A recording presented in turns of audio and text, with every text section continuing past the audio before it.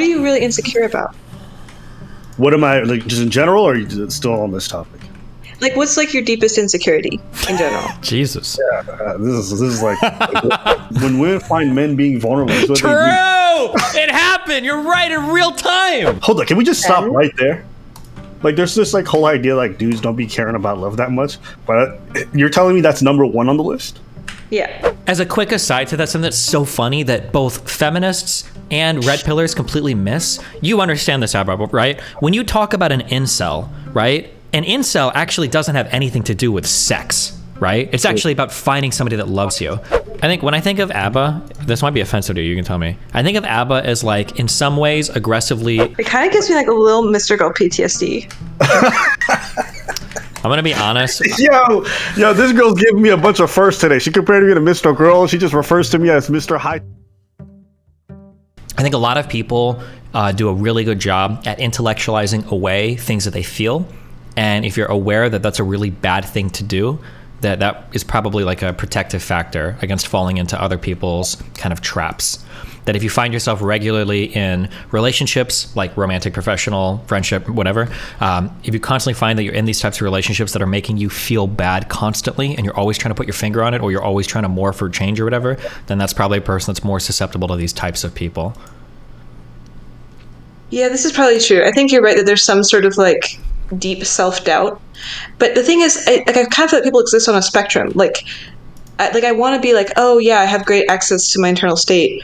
But if you're put into, like, I think people underestimate the power of environment. Because like most people haven't been in like a radically altered environment where like the rules of social interaction are changed. And I'm saying it's like quite humbling, I think. I think like a lot of people who are like really resilient in the current culture like would not be if you just changed them. Yeah, for sure. That's kind of like the meme I always say is that like people will talk about self-esteem, but I'll say like self-esteem doesn't mean anything when you've got a huge support network. It just means you've got a huge support network. And as soon as you tear that away, a bunch of people that, you know, consider themselves as being very high in self-esteem might actually have absolutely no self-esteem. It might just be the case that you dramatically need that support network to kind of like build you up and make you feel confident about yourself. Right.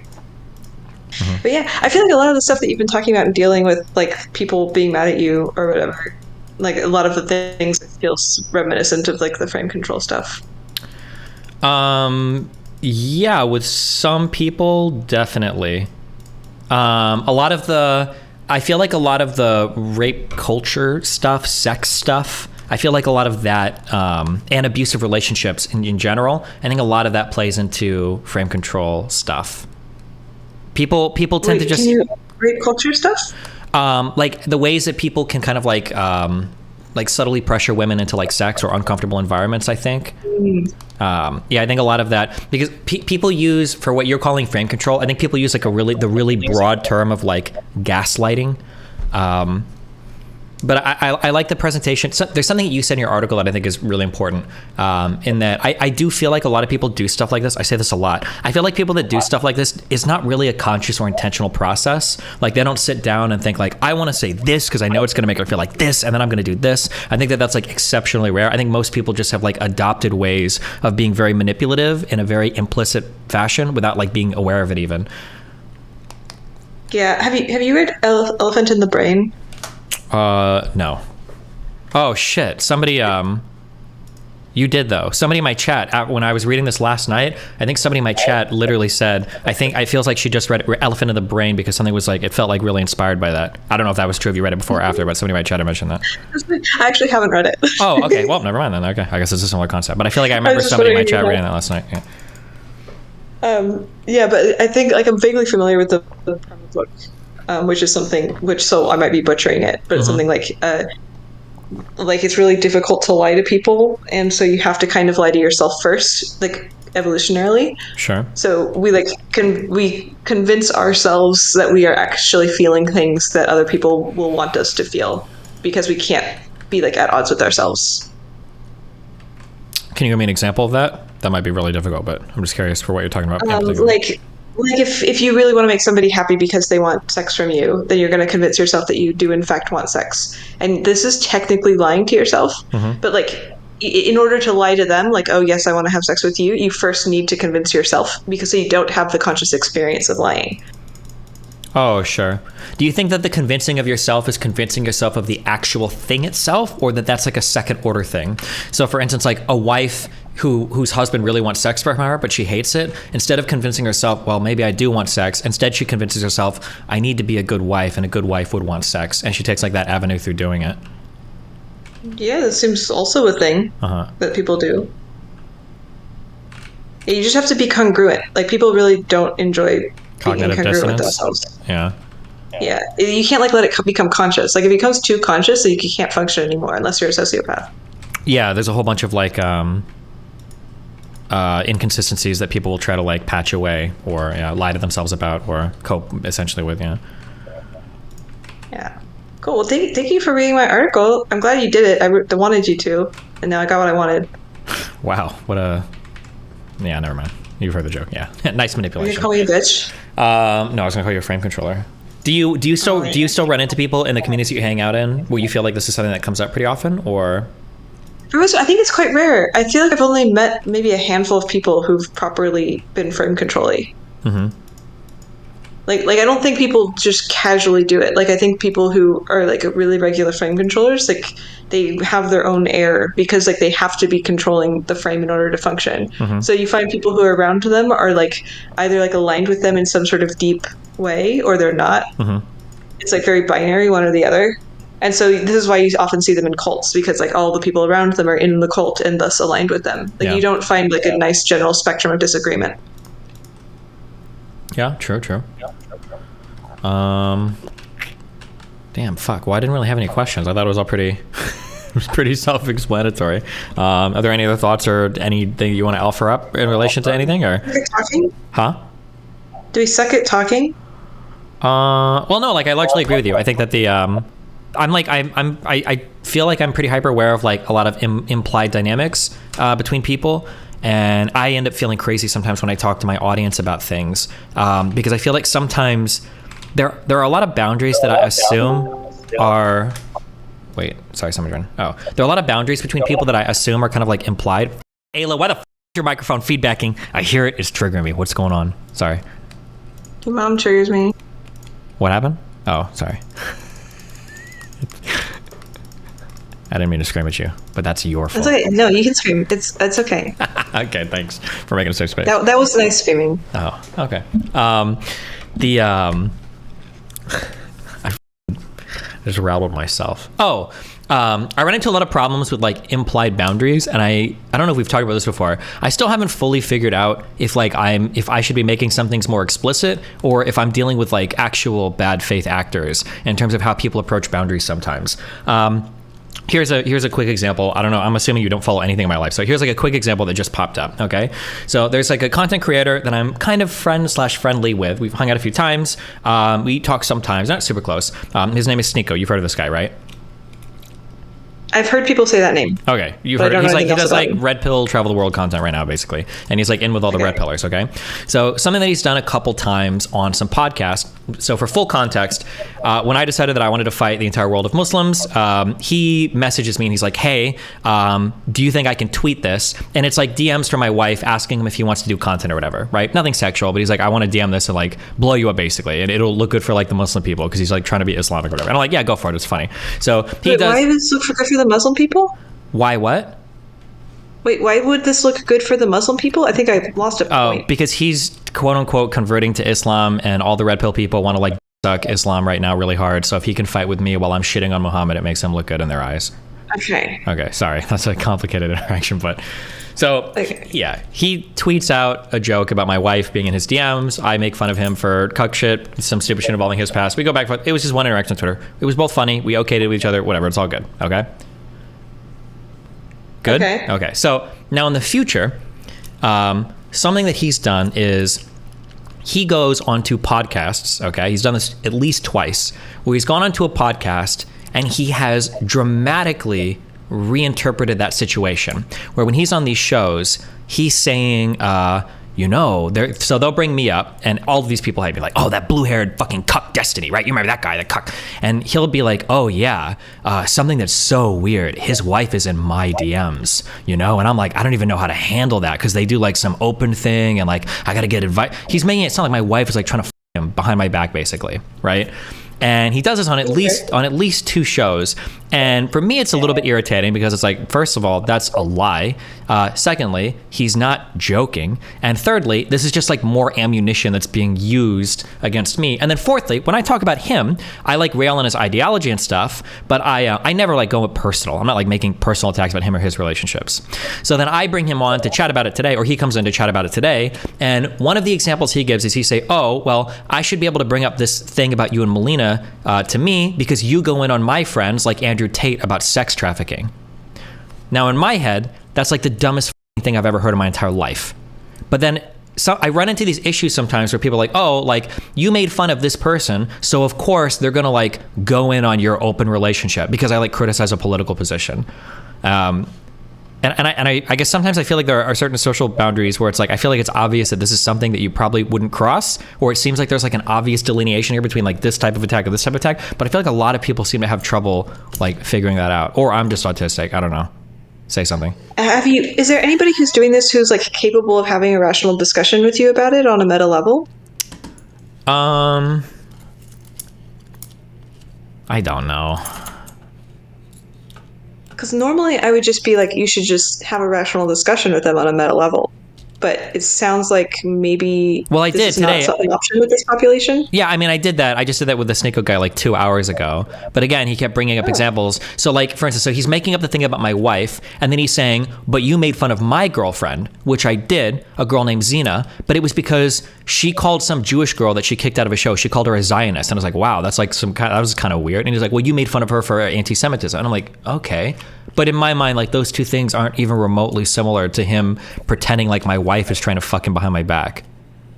Like because it's ideological as opposed to lifestyle? Yeah. Or no. I wouldn't even care if he attacked my lifestyle. It has to do with like, I guess it has to do with like personal attacks, like personal information. So like, for instance, if he said like, I hate Destiny's lifestyle, like that's fucked up. Like I would never do anything like that versus like, oh yeah, like the relationship that him and his wife has, like I know that it's horrible and blah, blah, blah. And then to like make up lies about it. I feel like there's like a different bend on like the personal hits versus like ideological, even if the ideological ones are lifestyle related. I agree with you, obviously. But I'm like wondering what's going on in their mind to do this. Like, I wonder if the whatever sort of framework he's operating on is like where all beliefs are personal or something. Like maybe that's why he considers it equivalent. Like in his mind, you having some sort of like making fun of somebody for a thing that they believe is like basically equivalent to him like making up lies. Like it's like operating as yeah, war. But then I'm trying to think like, do people really believe that? Because another example he brought up was like, well, you're shitting on Muhammad, and a lot of Muslims consider that a personal attack. And I'm like, really? It's hard to tell sometimes, I guess. It's also complicated because we're all like public figures and all that shit too. It's hard to tell like how much is like, do you really believe this, or are you just saying this to like save face or something too? I don't know. Yeah, I mean, the thing I would recommend here is just like asking him a bunch of questions to find the actual crux, but I'm not sure if that's possible. Sure. I mean, yeah, we kind of did, but we started to live a little bit, but yeah. What happened? Well, I mean, I guess we're like okay-ish now. But I mean, I think he kind of apologized. He said that he won't make those types of comments anymore. But I guess in my mind, I have a really hard time with this. I don't know if you have the same problem. I always say that like I don't like apologies. I don't care about apologies because in my mind, the issue is more like if you're the type of person to do a particular thing, it just makes me look at you differently.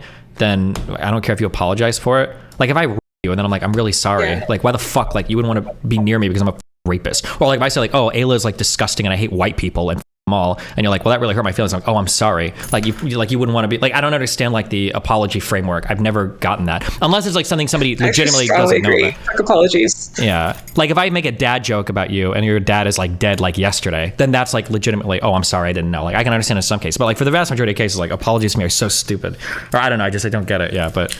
Or I shouldn't say stupid. I'm sorry. I just like fucking autism triggered my audience by saying that. But I actually think they just like apologies for like a slightly different reason. Like apologies kind of feel ritualistic. Like what actually changes? It's like some sort of like ritual being like, I'm going to try not to do this again thing. But like, why not just say that? I don't know. It feels weird. Like, yeah, I feel like a lot of people just want like parents or go ahead. Yeah, when you're a kid, your parents tell you to like, oh, go apologize to that person. That you're performing some sort of ritual to like now the social fabric is mended. But it's like just a ritual, and it seems like there's way more genuine ways to do it. Yeah. Yeah, I agree. Yeah. Do you know the YouTube channel of world fame, Aella and Preach?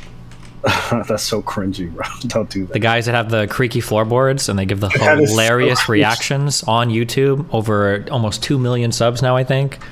Yeah. That's him. He's Aella of Aella and Preach. The Aella. The worst part is you... Sorry, go ahead. Oh, yeah, I'm not familiar, but it sounds cool. It's very cool. I'm sorry. What were you saying? What do you want to say? Yo, Destiny, you'd be such a shitty wingman is actually crazy. That is the most awkward introduction. That wasn't awkward at all, dude. Yeah, that's great. That's awesome. Hey, Abba, how fast do you type? How fast do I type? I think I've done the test before. I just couldn't remember what my score was. But I think I was like slightly above average. Nice. Why do you ask? I'm just curious about who, like, the typing, like, speeds in Destiny's orbit. Okay, he's another solar system. Okay, he's not an orbit. He's not an orbiter, all right? Oh, how do I know who's an orbiter or not? It's complicated. There's like a whole system to figuring that out. The thing is, sometimes people can interpret it negatively because orbiter makes it sound like you're like reliant on me for our career, and he very clearly exists outside of my influence. So, are you my orbiter? Absolutely not. If anything, you would be my orbiter because I've read 2 of your articles on stream now. So. I might have misunderstood earlier, but it sounded like you were uncomfortable with the fact that you're like drawn to power dynamics in terms of like people being stronger, or maybe I misunderstood that portion. Is that accurate? He's talking to you, Aella. I think because you mentioned earlier that you were like highly susceptible or very cognizant of hierarchy. I think he's referencing that comment. Yeah, like how does that manifest in your day-to-day life when you say that? Is that like in dating perspective? Is that work perspective? Is it just friendships? What is that? I think like a bit of both. Like, I think I'm like quite interested in having power in general, which I think like comes from the thing where I'm like very like aware of power and then feel like I'm like easily swayed by it. So I want to have more of it so I don't get swayed by it. So I'm like very interested in like having influence or money or whatever, which I think probably everybody has, but I think I'm like more explicit about it than most. Prior to having money and or like recognition, how did you get it? How did I get power before I had power? Well, I mean, money and fame are one form of it. There's a lot of different forms of power, so I'm sure your quench or your thirst for it existed before, and most people are resourceful, find different ways of getting it. So, well, just like doing weird sex stuff. Like I just have a bunch of sex shit go viral. I don't know. You just like take what you have and then you just do creative things with it. Or I think like prior to being like an internet that's figure. A macro scale. That's more of a macro. I'm talking about a micro scale in your personal life, but beyond like, because I think anybody who has a thirst for power is probably going to showcase itself beyond just work and accomplishments. So my question is like for you in your own personal life, like let's say with your familial relationships or things like that, how did you get power? I think on a micro scale, I don't really do it that much. I think I'm more interested in like creating structures where people value me from afar and then I don't particularly interact. I think this is, for example, why I like writing more than I like talking. Like interactions, like I kind of feel uncomfortable with power dynamics when it's live, but I like creating valuable content and then having people kind of like me and then walk up to me later on and then be like, Aella, I like you. And I'm like, sweet. That's great. I enjoy that. But I didn't have to go through like an awkward like micro interaction in order to make that happen. I think I'm like pretty averse to the micro interaction. If you didn't feel awkward talking, or if you didn't feel weird about it, don't you think you would probably like it just as much as writing? I think there's probably just in your own mind, maybe some part of you that's like, maybe I sound stupid, or maybe I'm not getting the reaction I want, so maybe I shouldn't be doing this and I should just stick to writing. I really like the power, but there's also other incentives present when I'm having a conversation with someone. Like, I think I have like the empathy kick in. And I have like a desire for other people to also be very expressive and powerful. And so like those things sort of outweigh the desire for power. And so it doesn't feel it. Like usually when people meet me in person, they comment on how like quiet and small that I am often. Unless I'm like I don't take up much space. Oh, gotcha. Whereas, and they're like, oh, they notice, oh, this is very different from you online where you seem like very loud and vibrant and take up a lot of space. And I'm like, yeah, it's very different. Do you take up power in personal interactions at all? Like, I'm curious about why you're asking. I've been told I'm fairly like intimidating to people, like personal dynamics, or that I can be I don't know, just kind of hard to read. And so I think for some reason that gives people like a bit of uneasiness around me, which is interesting. I probably do subconsciously without like cognitively wanting to take it. You know, I can be pretty assertive in most situations if things need to get done, or if I feel like I take power just because sometimes I feel it's more efficient. But beyond that, I don't really care. Like, I'm perfectly fine being in a room and just shutting the up. I come in Destiny's VC all the time and don't talk and then just leave. So it's like, I don't need to take up space, but if I feel like it's just better, then I will sometimes. So do I do, but I don't necessarily crave it that much, no. What are you really insecure about? What am I, like, just in general, or are you still on this topic? Like, what's like your deepest insecurity in general? Jesus. Yeah, this is like my deepest insecurity. It's a good question. Give me a minute to think about it. Okay. What's yours, Aella?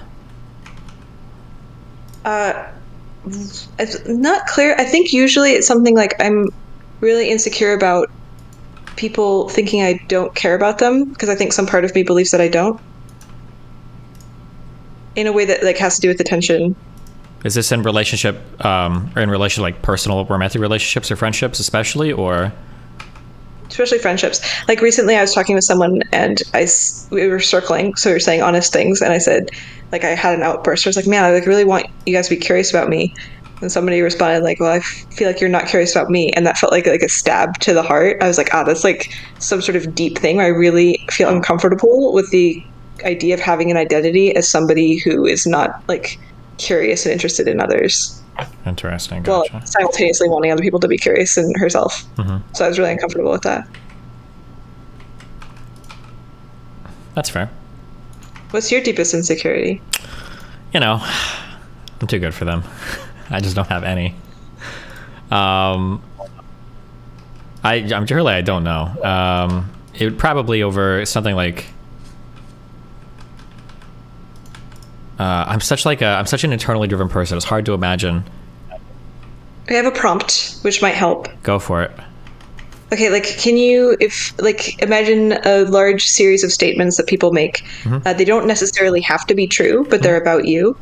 Like, what is the statement somebody could possibly make that would feel like it stabs your chest the most? I think when people like misrepresent what I believe, I think that's probably the most irritating thing. I don't know if that's irritating. I want knife stabbing. Knife stabbing. Like, how are you most afraid of being seen?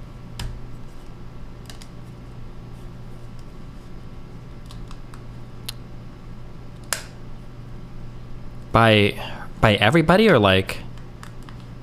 By your friends. Yeah, Destiny, struggle like I'm struggling. True. Me and Abba we're Sigma males. We're on another level. There's very few people whose opinions I think could influence me. But I guess, like, depending on the domain that I associate with somebody with, if it was a domain that we had some sort of like mutual respect or relationship for, if I found out that that wasn't the case, that would probably hurt the most. So like they were like actually way smarter than you, and then they were just humoring you this whole time. So yeah, kind of like that. So like, let's say like Melina's my wife. If I were to find out she's talking to somebody, she's like, oh, like Steven, like I don't love him at all. He's actually kind of a fucking loser. Like that would probably hurt. It's like, oh shit, well I do love you. Like that sucks. If I find out that you're like talking to friends, you're like Destiny is actually like not a good type. I've been hustling him the whole time. That would probably hurt because like really. I think that like yeah, or more seriously for you, like if I found out that you thought that like oh Steven, he's actually like really stupid, but you know I talked to him because he's got blue hair or something, right? That would kind of suck. So yeah, I think that's for people that I have like some sort of mutual respect for in a given field. But like for instance, like if you said like oh Destiny, I think he's a shitty musician, I wouldn't give a fuck because we don't relate to each other on that level, you know. It would just depend on the area that we connect on, and if I feel like that connection is not as mutual as I thought that it was. If that makes sense. It sounds super relative, which is interesting. Yeah, I think it's all relative. That's an issue that I'm having a lot of trouble with people. A lot of the stuff that I feel is relative. There was a friend, so like I gave that Sneeko example earlier. He's technically done stuff that's like pretty bad in terms of shit talking me, but there have been other people that I've kind of cut out of my life for making way less bad statements, But the reason why is because I had them at a different kind of level in my mind in terms of where I thought we were for friendship wise. So like I would cut them out quicker. So like I think Abba, Abba wouldn't be a good example.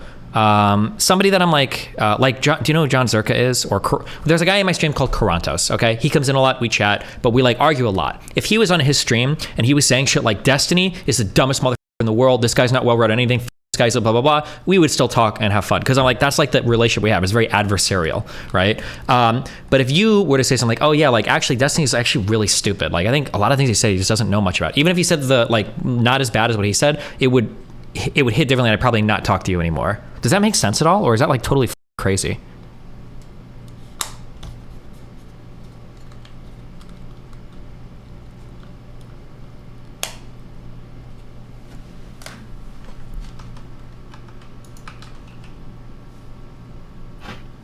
Wait, is she thinking about this or did her internet disconnect or? I think she might have disconnected. Oh, I thought I was getting some huge. I thought she was thinking through an amazing response. I was also waiting for her to respond. I'm like, that was a pretty good answer. I'm good what she's gonna say. Well, nice. What happens? That's why I was telling you, man, when women find men being vulnerable. True! It happened! You're right in real time! Where's Myron? I'm going on Fresh and Fit tonight. Bro, she almost fucking baited me into like revealing my deepest insecurity, only her to just floor you. And now I'm like, this is why I don't be trusting these women. Exactly. I understand the red pill way more. Especially white women. Wait, you can hear me? Yeah, we can hear you. What's up? What the I touched literally nothing and it just stopped. Mm-hmm. I'm saying such good shit too. Oh, wait, you're actually answering my question? Oh, well, wait, repeat what you just said. Yeah, what is the answer to my question? Sorry. I held radically different standards for different people, and then you were going to say something very insightful. I was just saying it's interesting that the way that you approach this question seems to be very relationship based, whereas like the way that I approach the question is very like there's like a single internal state that is like the worst one. I think that so this kind of relates back to the frame control article a little bit. One of the ways that I grew up was very, very, very, very independent. So I have a lot of I've got a high internal drive for how I view myself, how I view the world, and then how I interpret things. So I think it largely, I'm not going to say infinitely because nobody's perfect or whatever, but I think I'm largely inoculated from a lot of like strange social pressures.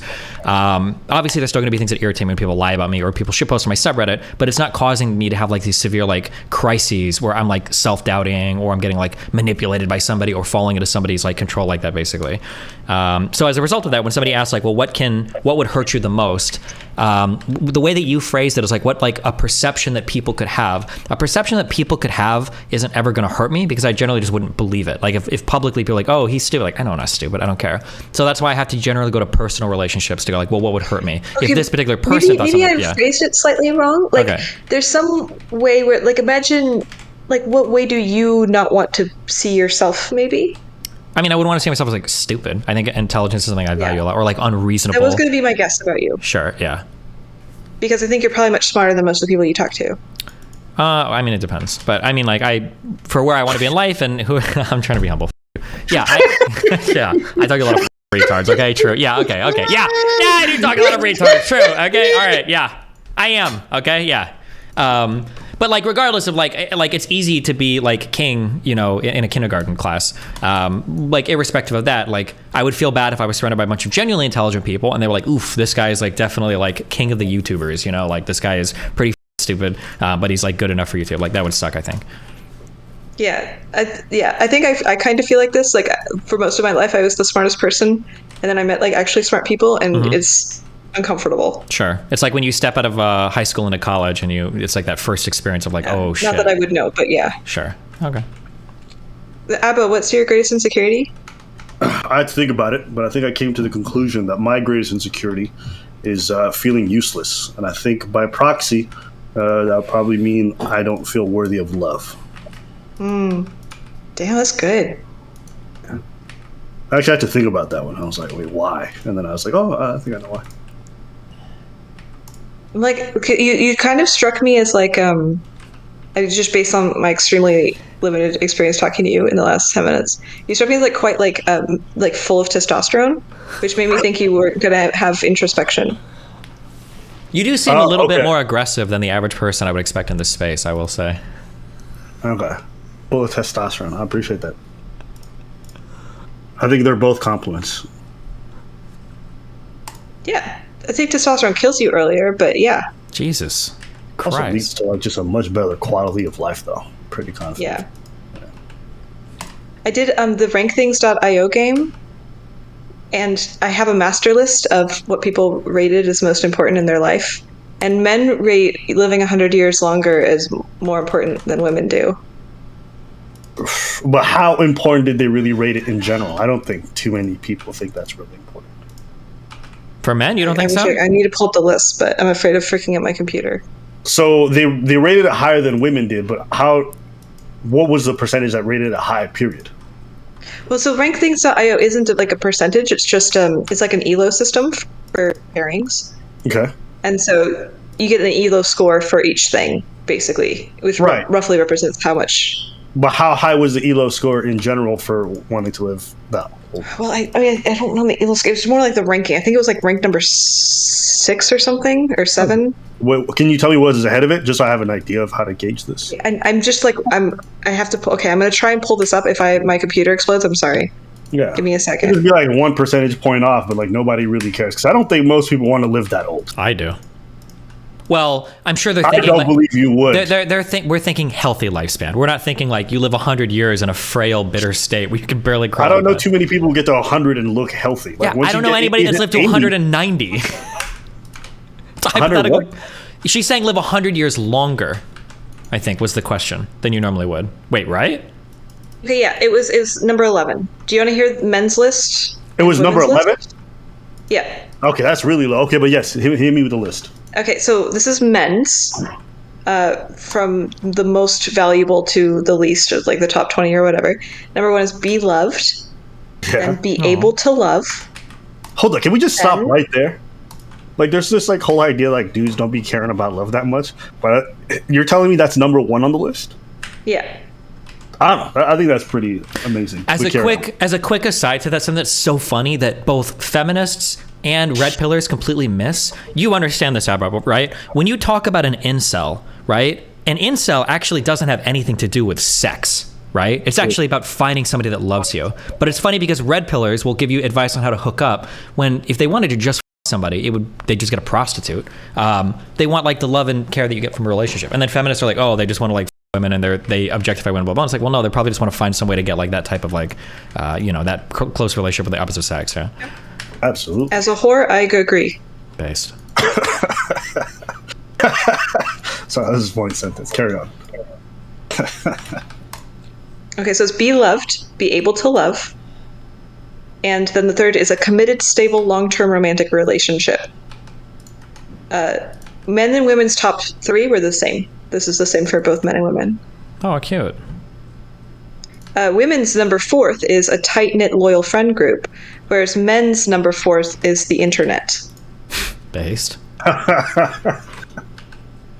Then men have a tight-knit, loyal friend group, and then under that is a fulfilling, active sex life. Yeah, I have to can I just ask, is there a selection bias here, potentially, for the people that said internet? I gotta ask.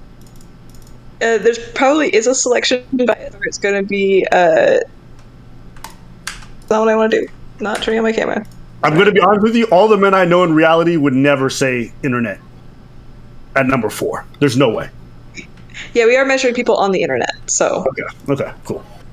But we are also measuring women on the internet, and women ranked the internet much lower. They ranked it, 7. Fair. Careful, you're going to run into one of Aella's biggest triggers if you're not. Wait, what's that? The selection bias thing. Oh, okay. I don't mind selection bias criticism, but it's usually so stupidly applied. If it's not stupidly applied, I'm fine with it. Uh-oh. Okay. So I applied it stupidly? Okay, so, you call me out. No, so far it's okay, because the internet is obviously a very clear thing, because we're doing this survey. Okay, but so men prefer a fulfilling active sex life more than they prefer not getting their thumbs cut off. Yeah, thumbs are unnecessary, for sure. Yeah, compared to sex. And then it's also have perfect mental health, and then instantly gain $5 million tax-free, then ability to listen to music, then you never need to get tired, never need to sleep, the ability to read minds, and then men have extend your life 100 years. Yeah, that shit don't sound important at all. I feel like that was way down on the list. Well, how many options were there? Like 100. Okay. 100 options? You can play it. It's super fun and easy to play. Okay. Gotcha. Interesting. So what did you gather from the data and the results? What were some interesting conclusions that you came up with after doing this whole thing?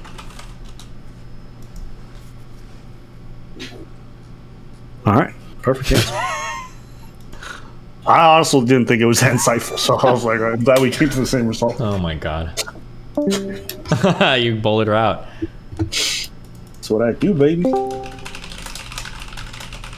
I'm going to say this, man. Oh, she's back. Cool. I was just asking if you could have one but not the other. Would you rather love or be loved? Love or be loved?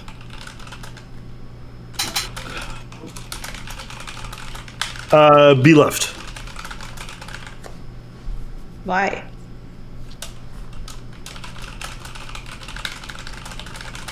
Because I think I could still make someone happy even if I didn't love them. Jesus. Damn.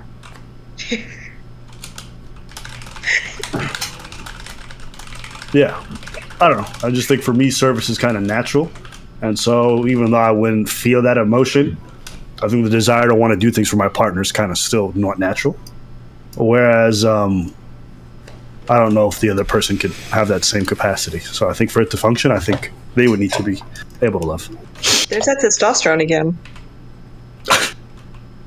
You keep saying, I've never heard anyone say this. I don't even know what that means. It's just you feel like very classic male to me. Like, do you score really high on gender tests as a male?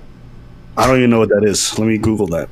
We don't need to get into the whole debate over what a man is. Wait, what is a gender test? I've never heard of that before. Okay, I thought you already knew this. That's how you I were have quiet. no idea. Well, I mean, I've got a... Oh, shit. I almost said something transphobic. My bad. Never mind. I was going to say I have a dick, but maybe that doesn't mean anything anymore. Never mind. There's 36 questions. I'm going to try to do them. Wait. What is it called? Gender test? So I Googled on Google, and that's what it showed me. This says gender role test. Is that the one that you're talking about, Aella? I don't know. There's just a bunch of them. I was saying, have you done any of them? Okay, you're on ITER Labs, right? Question 136. Well, now we're taking this, so fuck you, Aella. Okay. Question 1, tender. Wait, is this how tender you are? Ideally, you want a test that is like comparing you to actual distribution. Like, men and women actually answer questions differently, and you want one where it's like asking you the questions that are most different. Okay, well, this is drawing on the work of Dr. Sandra Lipsitz-Bem. Okay, and it's important to note that their work has been tested in several countries and has repeatedly been shown to have high levels of validity and test-retest reliability. Cool. Good for her. I don't know what tender means. You kind of have to be a little bit. You're not like treating a woman like a bro. Is this like tender towards your friends or towards your... I'll just leave this in the middle. Fuck it. Assertive. Oh my god. You're ahead I'm 1/3 of the way in. Jesus. You're on question 12? Okay. Soothing. Absolutely. Sorry, I don't know how to count. I'm 1/4 of the way in. Avoids cursing. What is mild? What the fuck is that? Loyal? I think I'm really loyal. Hell yeah. Mild? Do I agree that I'm mild? Are you? You're not mild. I don't think so. Let me Google what that means in this context. Yeah, let's go hard. Not severe. Very happy. Gentle, not easily provoked. Okay. Personality. Mild. Oh, no, I'm very mild. What are you talking about, Aella? Just because you think I got that testosterone don't mean I'm not gentle. I can be moody. Likable? I'm pretty also, likable. can you... Yeah. When you say testosterone, you just say basically more traditionally male? Well, usually you're more aggro. Aggro. Okay, gotcha. Devoted. Competitive. What do I mean? Devoted and loyal. Jealous. Well, I'm telling you. Defends own opinions? Hell yeah. Are you a cuck like Sneeko? Definitely not. Stop! I disavow. I don't give a fuck what you do. Make it clear it's Abba who said it, and fuck him. Next question. Secretive. I feel like I'm being surrounded by men right now. I'm having a very strong gender sensation. When it comes to your aversion or your interest in power hierarchies, is that something you find endearing or not? Oh, wait, are you talking to me or her? Her. Polite? I can be polite. I appreciate that answer. Again. Damn, you're just destroying her. Oh my god. Oh, I love kids. Whoa. Affectionate? Yeah, I'm pretty affectionate. Are you likable? Disagree. I'm super likable, okay? You better put strongly disagree, bro. I'm You did the not most put like. likable. What do you mean? I'm so likable. What are you talking about? You better put that shit in the red. are You a fucking clown. liar. I got so many friends, motherfucker. You're crazy. Forceful? I mean, with what you did to laugh. All right. Let's see. Oh wow. Nothing. He's making inappropriate comments right now. Oh, like a sex joke? Yeah. A demeaning Okay. sex joke. So there's like a row of creators online who basically leverage their space on their platforms for sexual favors, and Destiny was alleged to be part of this group of people. Alleged. Alleged? This is what you do when you're a male and you have power. You just have sex with as many women as you can. Stop! That's not what we do here, okay? I feel like this is her joking tone, and she always sounds the same. No, she's not joking. She's being serious when she said that, okay? Okay. I need to hear her joke once just so I can fucking program in my head. Because I thought she's one of those monotonous people who always sounds the same. I'm mentally disabled, okay? No, she's fake. She's fake. She's like Asperger's. It's the fake mental disabilities, okay? Okay. Energetic. I don't like hugs. You don't like hugs? I'm 33% feminine and 97% masculine. Energetic. Let's see where Abba's at. I'm gonna mog you with my blue Question bars. 25. Avoid cursing. Oh, I'm getting shafted. Individualistic. Nah. You ever notice that every time you ask Aella a question, that's exactly when her internet drops? I know. That's kind of weird, isn't it, huh? I don't want to allege any kind of racial bias because I know she hates, like, sentimental. What the fuck? You know I hate sentimental? Oh, no, sorry. These questions are so weird. Oh. Ambitious. Oh, yeah. You know, I made a test. If you're into doing testing, I have a big one that I just released, and it predicts whether or not you're male or female. Well, we'll see. Yielding. Ooh, that's a good one. Let me Google that one. Yielding. Do you give in to the wills of other people around you? Oh, fuck. Self-reliant. Yeah, I got 80-20. Oh, wait, 81% masculine, 47. How do these percentages work? 81% masculine, 47% feminine. That means you have a 19% chance every year of going on hormones. It's over for you, bucko. This makes you casually masculine. I like that. Wait, does sounds this mean like Destiny's or Steve? I should call you Steve. I'm looking at your name and it says Destiny, so I keep thinking that. Oh, that's okay. Blue hair man is more masculine than Abba. Well, according to this test, but I'm sure there's a lot of different dimensions by which you. But you know what I think it is? I'm like very affectionate and little stuff like that. I think they docked me a bunch of points and added to my femininity. Damn! Imagine ever being That's affectionate. kind of nice. Loser. Yeah. Every girl I've ever dated is like, how are you more affectionate than I am? I was like, bitch, don't tell nobody. I'll kill you. Jesus. True. Most of the other people that I hear Destiny talk to are kind of annoy me, but you don't. Wow, that's cool. like the biggest compliment you can get in this world right now. Nice. Somebody on Destiny stream that doesn't make me want to kill myself. You know why? I think there's a selection bias with the people Destiny brings on stream. Yeah, I select for awesome and What do you entertaining. think that selection bias is? If I'm being serious and I'm not just joking, I think like a part of it is a lot of these people feel like the need to be heard by the internet really desperately, or a lot of them are coming on with the motive of like being seen in a big way, and I think for them it's like really important. So maybe it makes them seem a little bit more disingenuous. Yeah, I think that's probably a part of it. At least from the conversations that I've seen you and Destiny have, there seems to be some element of like real introspection that you guys try to have, and I don't think that a lot of the people that come on to yell at Destiny or yell about topics are trying to do that at all. I don't know if you feel Probably this way. helps that you're not yelling. Yeah. Sorry, go ahead. Yeah, I don't know if you feel this way. I'm kind of curious on that same vein. I feel like it's very, very rare that I can have a conversation with somebody where I say something, they hear what I say, they critically interpret it, they integrate it into themselves, they run it through something, and then they give me an answer back. It's really, really, really, really, really rare. Like what I just said, I would consider like a normal human conversation, but it is exceedingly rare online to find people that can have a normal conversation. It's very frustrating. Do you want me to recommend people to you? Because like I know so many people who are capable of fantastic conversations. The only thing is they just might be boring for people to listen to. Yeah, it just has to be something that is also like in the vein of what I'm talking about. Like if somebody wants to come on and they feel strongly about like molecular biology. I don't know if we have much. Hey, can I organize a like Aella's Friends stream where you listen to all of us like out autist each other? Yeah, if you ever want to, that sounds like it'd be super interesting. Yeah. Okay, well, I would just bring them on so you could also talk to them. I imagine I'd be allowed to. Thank you. Yes. Yeah. Yeah. Because it's your stream. Yeah. Well, and more importantly, because I would just be there. Would you do that in real life to me? Like just come and listen to us all talk, but you have to sit in the corner and not say anything? That would be a nice like art project. Yeah, that'd be a nice cuck project. That would be then you would be my orbiter at that point. Yeah, true. One day I'm gonna get like a video of what the fuck happens in your apartment, Abba, where you're just like on the computer in the corner while there's like music and dancing going on in the background. I'm so curious. So my roommate's doing a dance practice in the kitchen. Oh, okay. Sorry, I can't do much. Is it really loud? No, you're okay. I'm imagining like a scene from a movie where there's a bunch of people in a club and you're like in the corner, like on your like Apple II, like banging away at the keyboard, and they're all like partying and shit, and you're just like, stop! I'm trying to talk to this guy. It's just a vision I get. But it's not too far off. Sometimes I have to tell them to turn it down. I was gonna ask Aella, do you have a problem with men who present as traditionally masculine? Is that like a prototype that you generally don't find appealing to have conversations with? No, I usually really like it, in fact. But there's different types of masculinity, like hypermasculinity.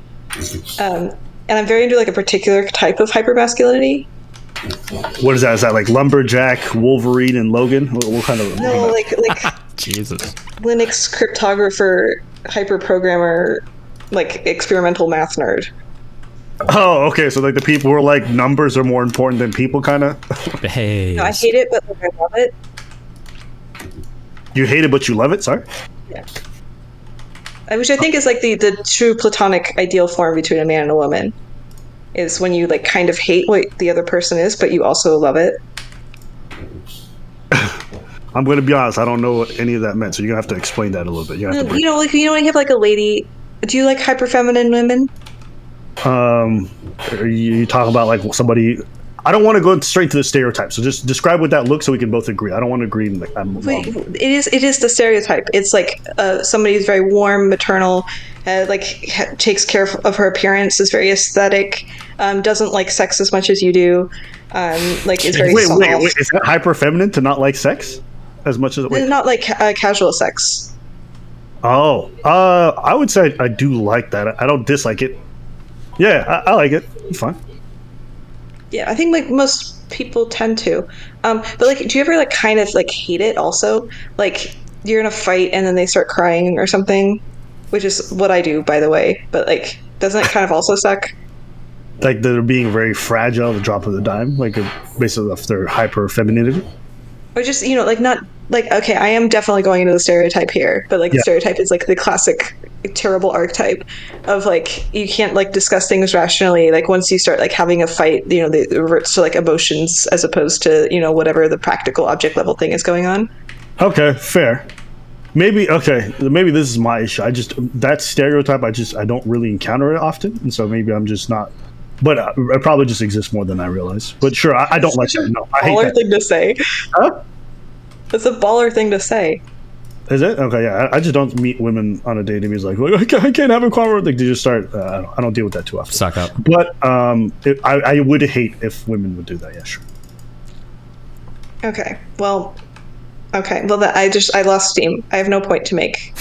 I think you're trying to relate to that to like the masculine side of things of how you also hate when people are hyper masculine, just in some ways. Oh yeah, well it's just like you have like you're ultimately coming at life from very different perspectives, and that's what makes people very appealing, but also like really infuriating.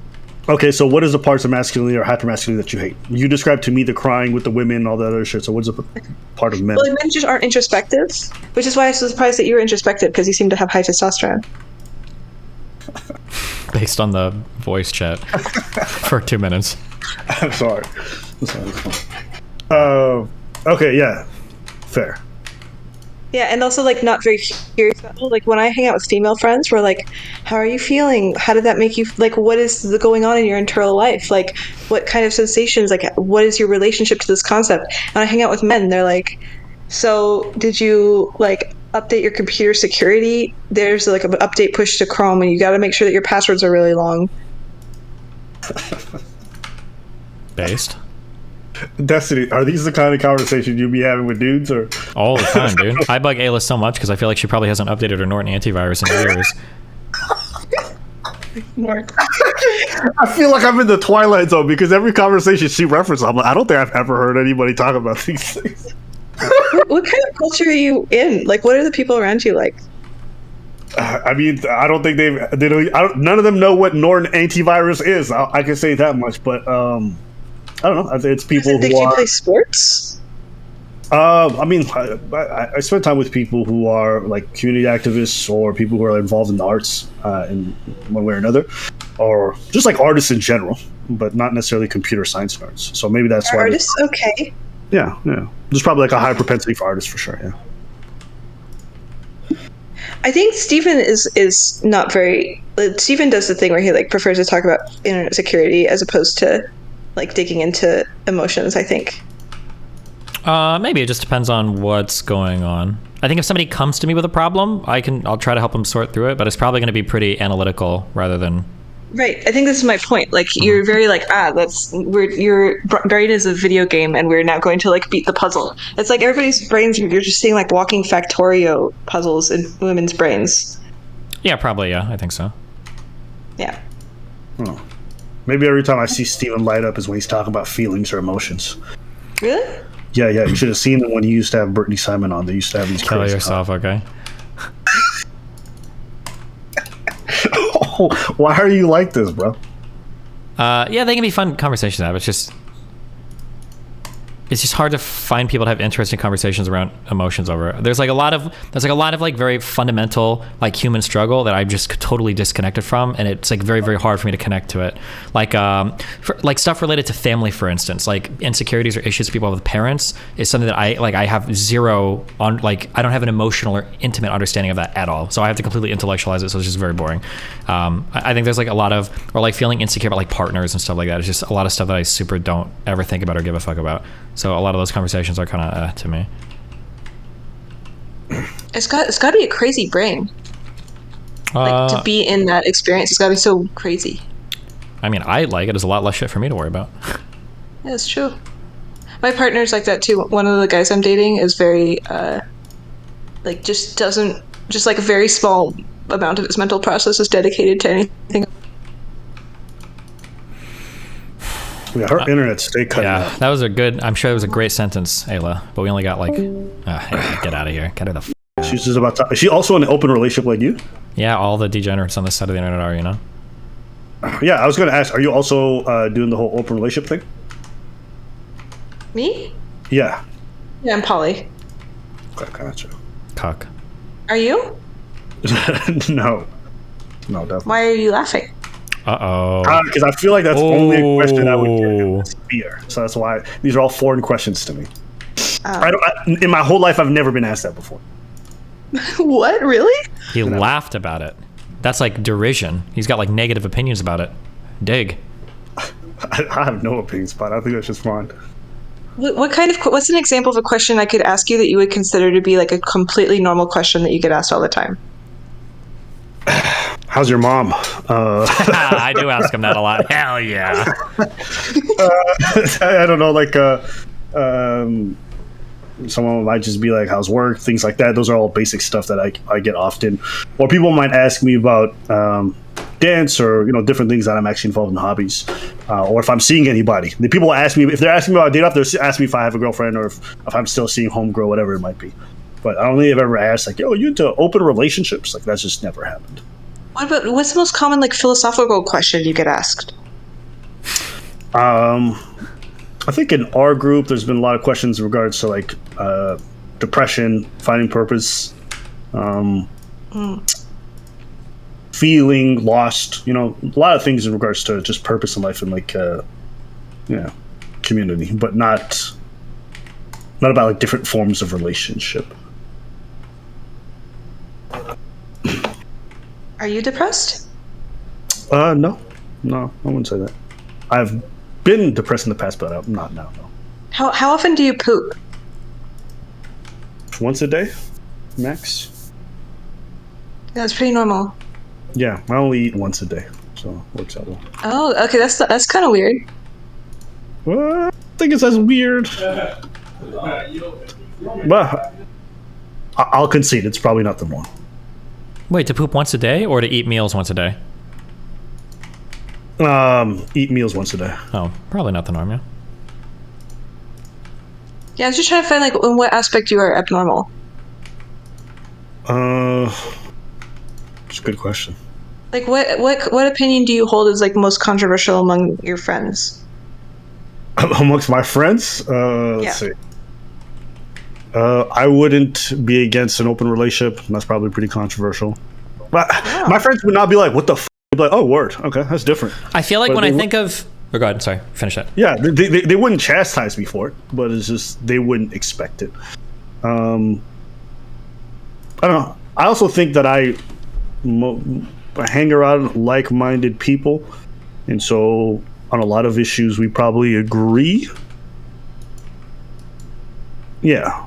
That's a good question. I'll think about it, and I'll try to give you a good answer after. I think when I think of ABBA, this might be offensive to you, you can tell me. I think of ABBA as like, in some ways, aggressively normal with an abnormally open mind. Like, for me, the way when ABBA comes in here, ABBA for me works as a really good, like, normal human being check. Like, am I saying something that's just f***ing wild? Because if I am, ABBA would probably say, like, nobody that I've ever talked to, this doesn't seem normal to me or whatever. But most people that are relatively normal in their opinions are pretty judgmental of alternative things. ABBA seems like somebody that can come in and be like, hey, this is kind of like my life. I know this is kind of normal, not normal. But if you say something crazy, like, oh, well, hey, listen, if you want to do that, you know, knock yourself out. I don't know anybody else that would want to. And most people around me would probably think that's pretty weird. But I think you're cool to do it. That's like the kind of the where I think of ABBA. It's like, I don't know if you agree or That's really disagree. sweet. Characterization, yeah. Like a really rare combination. Yes. Kind of like being high testosterone and also really introspective.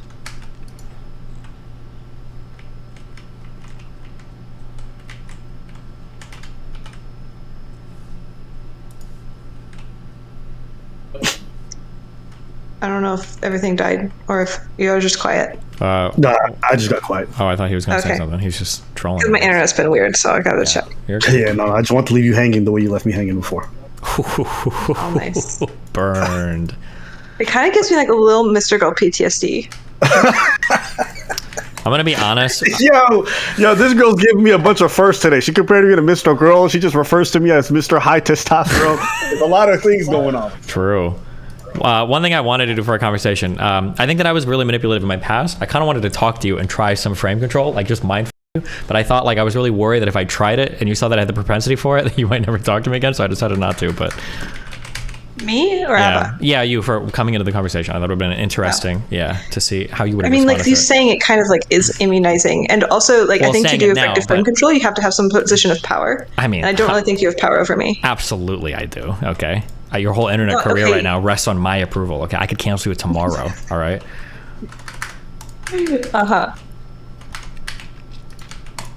Well, when you beat me in typing, we can talk. I'm pretty sure I have a winning record against you right now. No, I don't think so. We could probably check. Actually, no, we can't check because you don't have a fucking account. Do you have an account? I do. We can do one right now if you want. No, I don't want to. Yeah, that's what I thought. It's all good. Yeah, I know. I'm afraid.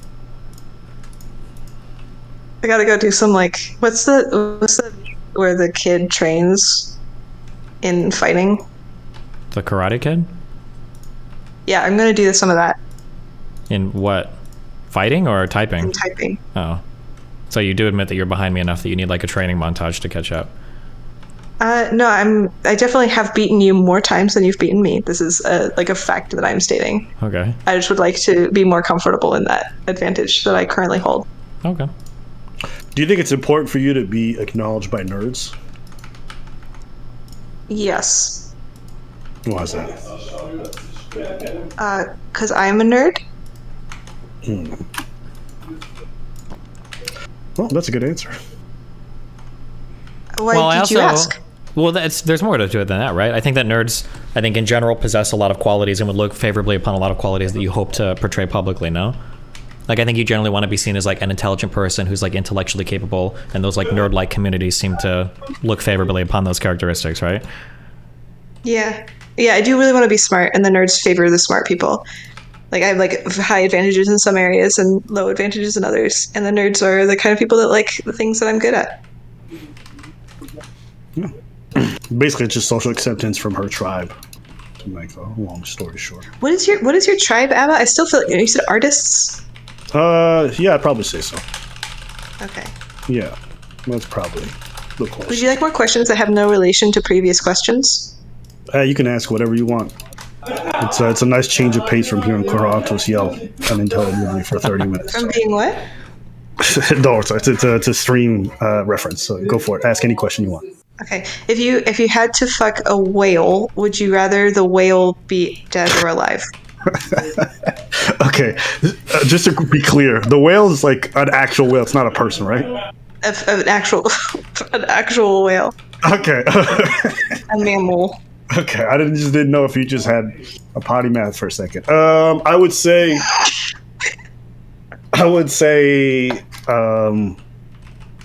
dead or alive.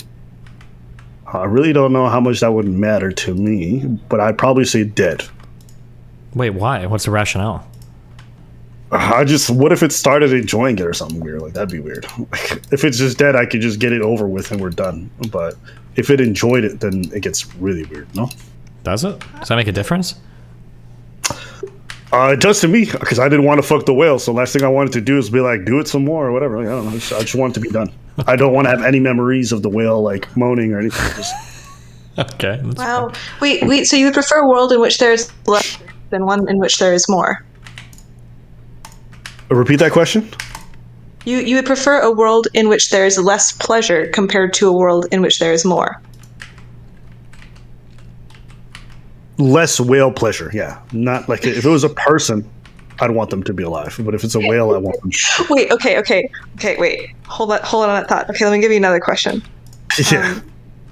Okay, let's say, if you could press a button and we enter an alternate reality where all people who murder someone else automatically gets a raging hard-on from it, would you do it? It doesn't increase the total amount of murder. It just makes it so that all murder is sexually pleasurable. No, I would not want to do that. Okay, so you prefer a world in which there is less pleasure compared to one in which there is more? No, I'd prefer a world where there wasn't an extra incentive for people to go and kill other people. Okay, so it's an incentive thing. Wait. Yeah. No, wait, that's boring. You qualify that a little bit by saying the total amount of murder doesn't increase or decrease. Correct. Otherwise, it makes it easy to escape. So let's say that it doesn't affect how many people get murdered at the end of the day. It's just like an extra. Okay, it's like a private. Okay, that will change it for me. Okay. I would still say no, because I wouldn't want murderers to feel pleasure from doing evil things. I think yeah. Cool. If you could press a button and then anytime somebody gets sentenced to the death penalty, nobody knows this actually, like everybody believes they're about to die, but secretly they get sent off to a pleasure island that costs no resources. It's like heaven, and they can never hurt anybody again, but they're just having the time of their life. Would you do it? The death penalty would probably insinuate they did something bad. So my own desire for them to feel some retribution would make me say no. Okay. I have no more questions. Okay. Wow. When you think of these questions, at least like this series of like pleasure-oriented questions, what are you trying to gather in terms of information, or what kind of hypothesis or theory are you going in with it? I just want to know what framework you were operating on, like what operating system. Gotcha. Destiny, did you answer these differently? I don't know if I ever answered these questions before. Okay. Would you have answered it differently for like the prisoner being sent to Pleasure Island, or? I think that the questions are the test of the question comes down to the word pleasure. I think that we assume that pleasure is always good. So the challenge is, should a bad person receive some pleasure for doing something bad, even if nothing additionally bad would happen? And then you say no, it's like, well, then you want less pleasure to be in the world. But I think it's probably okay that, like, on some kind of moral sense, we tie pleasure into things that are good. Like, you should probably be, pleasure is like a reward for doing something of moral virtue. So to reward people with pleasure for doing something that's like a moral vice is probably not a good thing, even if it means a net decrease in pleasure in the world. So I would agree with your answer that no, you wouldn't want these people to feel pleasure for doing something that we consider non-virtuous. Yeah. Okay. I would have been interested to hear somebody say the opposite. I would have wanted to hear why. Vosh. I think we operate in like the pretty standard position that I think most people would take. So I want to hear what the other side has to say. I feel like the other side, it would be like, so somebody that gives like a very crude utilitarian take would say something along the lines of like, if there's no additional harm happening and our goal should be maximizing the experience of every person, then if somebody's going to do a bad event, it might as well make them feel better than it would have anyways, right? Because that doesn't do any additional harm to the world, and all it does is ultimately increase the overall happiness of mankind, even if it's through somebody doing an immoral action. Okay, I have another question. Okay, if you press the button, have you ever been under anesthesia for surgery before? Yes. Okay, if you press the button, you gain the memory of that surgery. Like Jesus. You experience it in your memory of all that. Like it's like you were conscious. Right. You don't actually relive it. You don't have PTSD or anything. You just like have it as a casual memory in your brain. Do you press the button? No. What about you, Steven? I feel like more experience is always better, I think. So I'd say yes. The surgery table also. The what? Your thing cut out. Me? I'm just saying yes. I'm also yes. Oh. Yeah, I just think I don't know. It's not something I'd want to relive or experience. I've been awake when dentists have fiddled around in my mouth, and that wasn't a pleasant experience. I could have lived without that memory for the rest of my life. So I'm like, I don't know why I would want to. If you could erase the memory of all your pain, would you?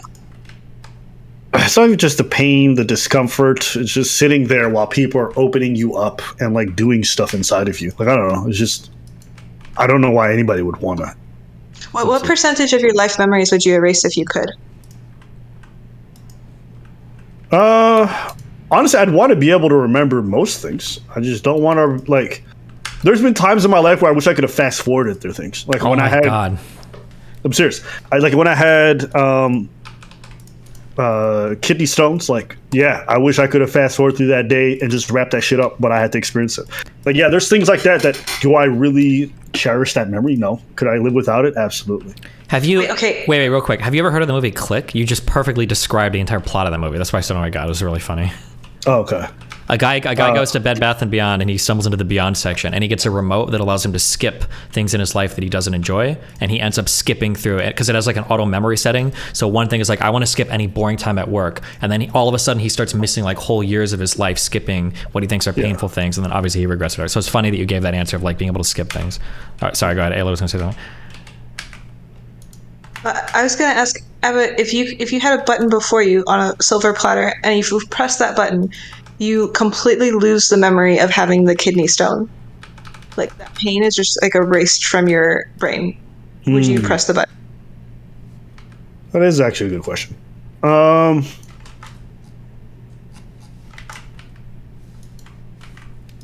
No. I think I've had kidney stones like 3 times. So I think maybe I'd want to erase like 1 or 2 of the experiences, but not all of them. No. Oh, okay. Yeah. Yeah, no, I don't think I want to erase all those experiences. Never mind. Because I mean, like, after you've had it the first, second time, like, you don't really need to experience that pain again and again, you know? Because, like, you just want to know what it's like, and once you know what it's like, you're kind of over it? Yeah, that would be pretty close to explaining it, yeah. Yeah, I don't feel like I've never had a kidney stone. Would you recommend it? So, listen, when I had kidney stones, I thought I was a bitch because I was withering in so much pain. I was losing my mind. I couldn't sleep. I couldn't stand. I had to be bent over at the hip, just standing. It was really bizarre. And I tried sleeping it off for 2 hours, just didn't work. And when I went to the hospital, they gave me a bunch of painkillers and all this other stuff. And then I Googled it, and like women who'd given birth said it was way worse having kidney stones. Yeah, that's what I was going to say. I've heard that from women before, that having kidney stones is worse than giving birth. It's really excruciating. Yeah, so do I recommend it? Absolutely not. Yeah, because babies are way cuter than kidney stones. I also think there's like a special type of like urethra pain. There's like, I think like urethra pain, urethra, and abdominal pain. And then bitches out, and the blood that comes with it. Yo, imagine peeing out a rock, bro. That shit is crazy how much pain you go through. Yeah. I will say though, Aella, when you do deliver jokes, you do have the same monotonous tone. So I am very happy that I did nail that down. Oh, thank you. I wasn't self-aware of that. I can't tell if you're doing it again. No, that was serious. That's the problem with you people. You guys need to learn how to change your motherfucking voices when you joke, because nobody will be able to tell the difference. Ooh, hey, you peopled you. Yeah, those monotonous people. I was going to ask, for you being polyamorous, how did you know that was what worked for you? Me? Oh, it was as soon as I heard the word. I was like in a relationship with my first monogamous boyfriend when I was a teenager, and I remember I caught him sexting with another girl, and I remember just not feeling jealous at all. I was like, you bad, but like, I didn't care. And then shortly after that, I met like my first polyamorous couple, and like as soon as they explained what they were, I just knew like, oh, that's me. That's 100% me, and that was like 12 years ago, and I have never doubted it since. I've been 100% poly for this entire time. Right. Destiny has this idea that most of the people who are polyamorous are ugly. Do you agree? They're older. Oh no, they're not. They're uglier. They might be older. It's not just poly though. It's everybody that's into like alt sex stuff can be kind of iffy sometimes. So I do have data on this. I asked height and weight. Nah, it's not just height and weight, Aella. You know this is true. Aella, don't cope right now. You know this is true. Wait, I'm saying I can check to see if you're right.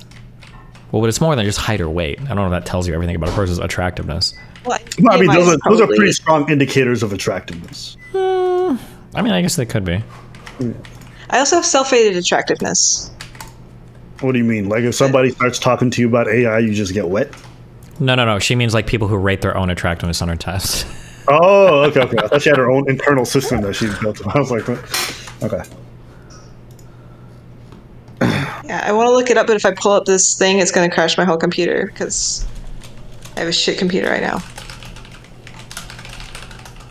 But maybe I'll tweet it after I log off.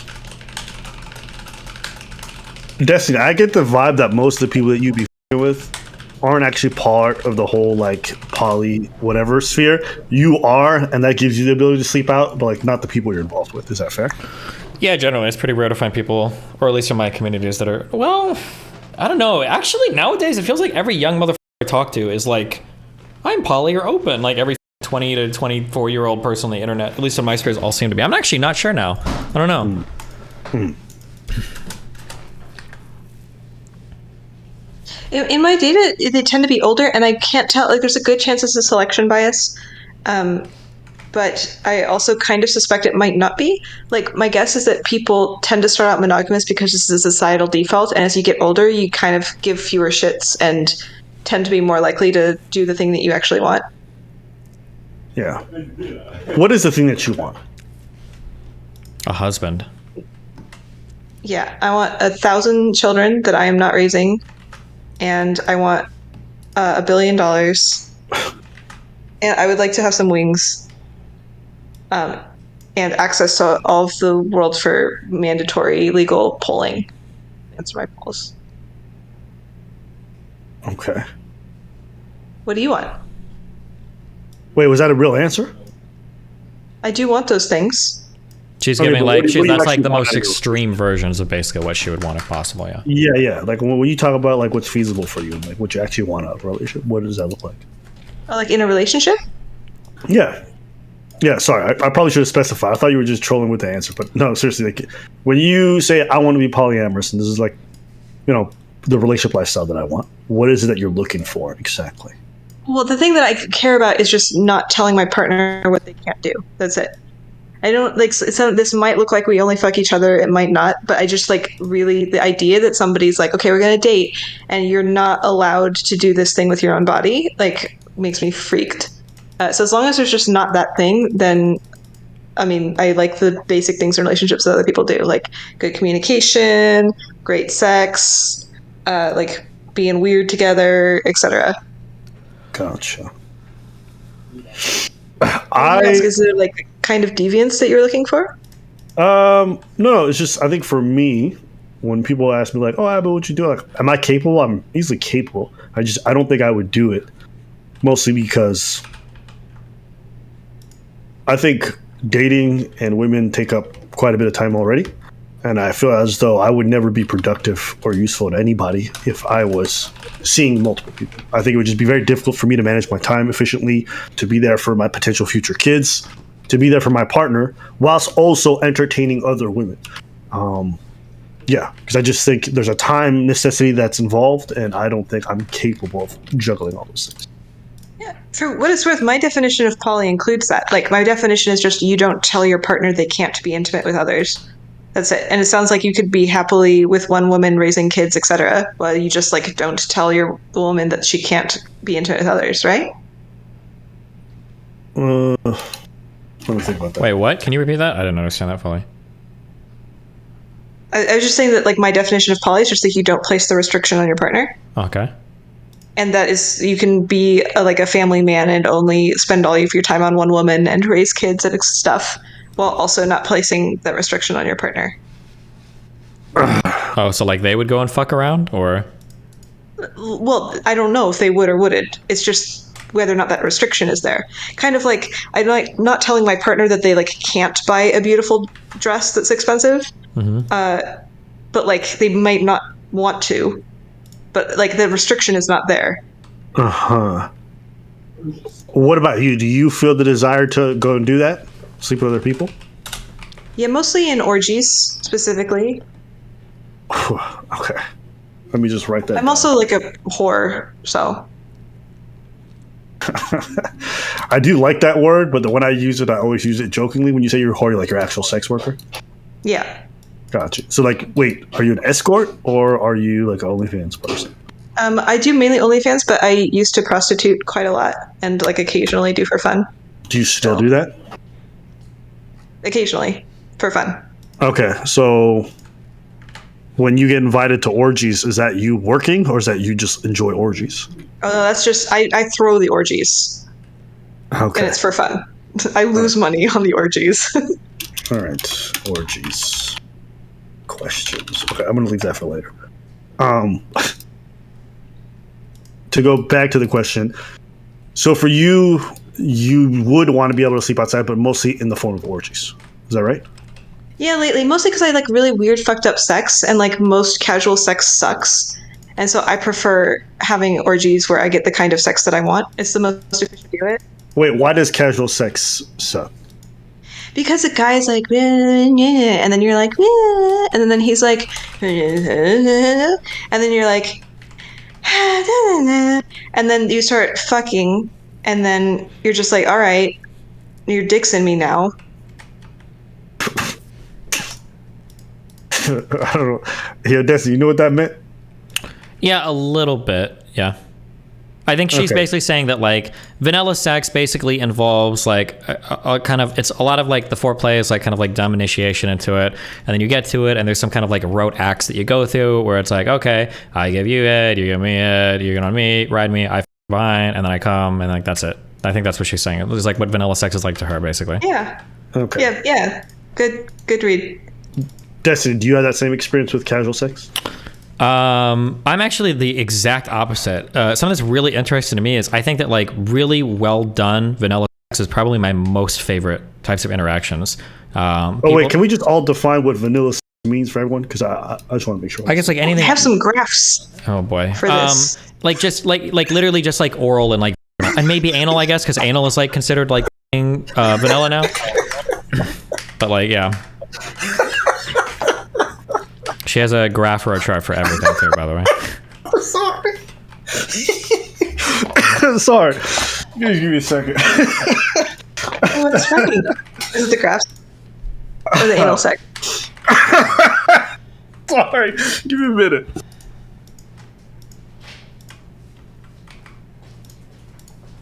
Sorry, my bad. You just coming out of nowhere like, I got graphs, I got studies. It's just kind of random. But sorry, can you re-explain the vanilla sex? I won't interrupt. I apologize. I think I say just normal, like PIV, sometimes anal. Okay. All right. Gotcha. So yes, vanilla sex. And carry on with what you were saying before. I don't remember. Oh wait, Destiny just took off his headphone. Oh, sorry. What did you say? Sorry. So. I like basically really she said that really well done sex where there's like both people are like very enthusiastic. They're both like having a fun time. They both like each other, and they're both like enthusiastic and engaged in what they're doing. That's like for me like the most entertaining types of, or those are like the funnest and most fulfilling sexual experiences for me. Gotcha. Yeah, I think this is the most common. I think men actually like vanilla sex more than women. What qualifies as like good sex for you? I just like not like I don't like having to make decisions or to think about it. Like if a guy just like puts his penis in me, it's really nice. I don't know if that's not vanilla. Is it because you guys are not talking that it's not vanilla? Well, it means like for the orgies I throw, you just like wear a wristband, and if you're wearing the correct wristband, like the one the corresponding that indicates this thing, then men will just like grab you and put their penis in you. Gotcha. It's just like some form of like play. Yeah, it can be. It's like there's like varying degrees of like resistance you can give if you want. It can be like from like free use to like resistance. I think it sounds more like it's probably just marking people off. Like if you're at an orgy, you want to know like if you're at an orgy, you probably don't want to have to go through like all the stages of consent with every single person you talk to. So it's easy. People are just like mark like, oh, this person is ready to be fucked. And you just walk up and do it rather than having to go like negotiate consent with every person at the orgy. Is what it sounds to be like. Clear, I've never been to one before. For the record, when I throw these orgies, I'm like extremely careful about consent. We have like an opening circle and everybody has to sign the form where they said they read the rules, and we go over the rules in person. And then we have like exercises where people practice. So I'm not like just throwing irresponsible like rape orgies or anything. Cringe. Okay. I'm learning. Okay, so we were originally talking about polyamorous relationships. Do you feel as though... Actually, I'll ask both of you guys this question. Do you guys feel as though your openness to having sex with other people and doing other stuff negatively impacts your ability to be as present or as committed or as time invested into one partner as possible? Maybe that's the wrong question to ask, but I'm still going to ask. I think it helps it. Like, now I know that my partner's with me not because I'm telling him he can't be, but like because it's like an ongoing and active decision. Like he's not with me because he doesn't have other options. He's with me despite having other options, and it feels much more meaningful. Gotcha. I guess that could be a factor of play. I just like it. I think my partner's really good at sex. I enjoy like our sexual experience together. Sometimes like being with other people makes me appreciate the things of my particular partner even more, because of how we get along. So.